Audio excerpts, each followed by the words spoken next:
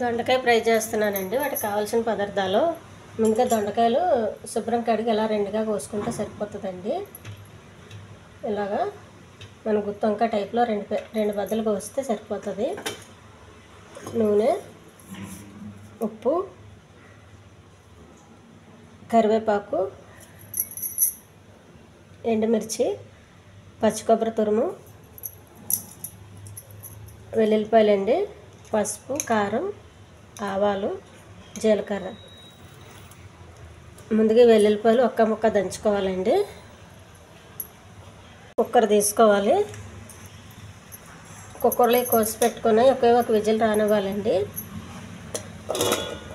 కుక్కర్లో వేసినామంటే మనకు ఎక్కువ నూనె వేసుకునే అవసరం ఉండదండి. నూనె లేకుండా నా వంటలు అన్నీ చాలా హెల్తీగా ఉంటాయి. కొంచెం ఆవిరిలో పెట్టినవి, కొంచెం ఉడికిచ్చినవి చేస్తానండి. కొంచెం ఉప్పు, కొంచెం వాటరు, మరి ఎక్కువ వేయకూడదు. స్టవ్ వెలిగించి కుక్కర్ పెట్టుకోవాలి.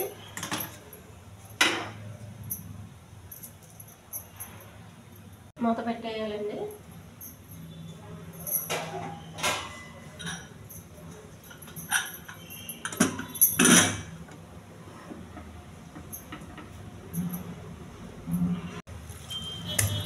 వెల్లుల్లిపాయ ఒక్క ముక్క దంచుకుంటాం, సరిపోతే పొట్టు తీయొద్దండి. స్టవ్ వెలిగించి పెనం పెట్టుకోవాలండి. కొన్ని ఆవాలు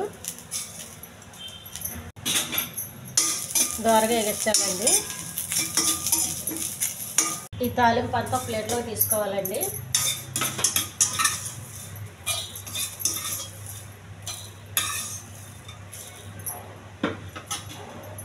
ఇలా ఉడికించిన దొండకాయలండి. ఇవన్నీ పెనంలో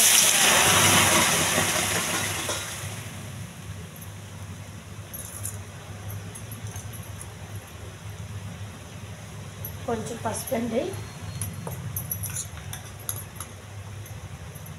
కొద్దిగా కారం, ఈ వాటర్తో ఉప్పు కారం బాగా పట్టాలండి.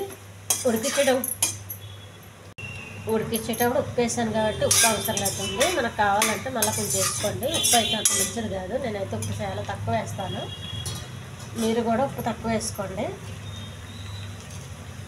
ఈ వాటర్ పూర్తి ఎగిరిపోవాలండి. మనం ఫ్రై టైప్లో అయిపోవాలి.